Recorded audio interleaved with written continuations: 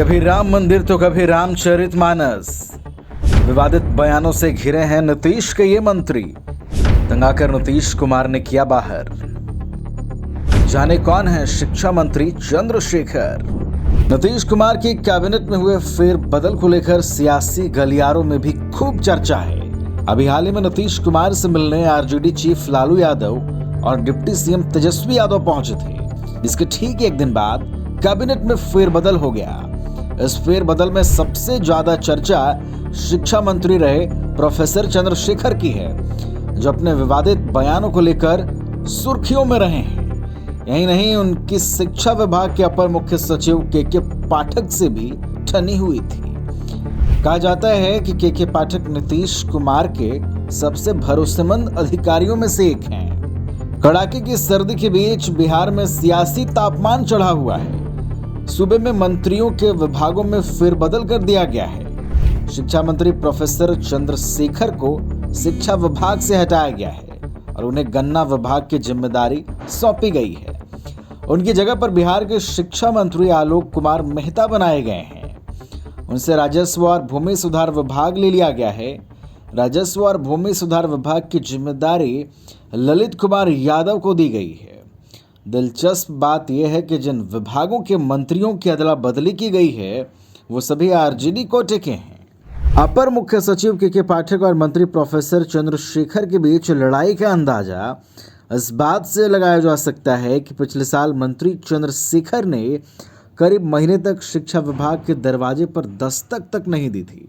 दोनों के बीच तनातनी चलती रही और डैमेज कंट्रोल करने के लिए लालू यादव ने नीतीश से बात की थी, जिसके बाद कुछ दिनों शांति रही।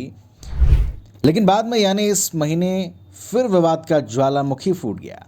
के पाठक के कुछ आदेशों पर मंत्री चंद्रशेखर ने सवाल खड़े कर दिए, जिसके बाद वे लंबी छुट्टी पर चले गए। बताया गया है कि शिक्षा विभाग के अधिकारियों ने उनके गुस्से को शांत कराया, जिसके बाद वे छुट्टी से वापस लौटे। इसके अगले ही दिन प्रोफेसर चंद्रशेखर से शिक्षा विभाग वापस ले लिया गया।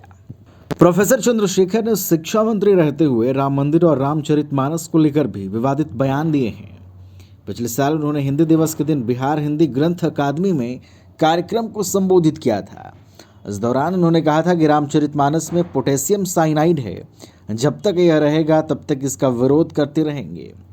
मंत्री ने रामचरितमानस के अरण्य कांड की चौपाई पूजहि विप्र सकल गुणहीना शूद्र न पूजूं वेद प्रवीणा का जिक्र किया था और कहा था कि यह क्या है, क्या इसमें जाति को लेकर गलत बात नहीं कही गई है?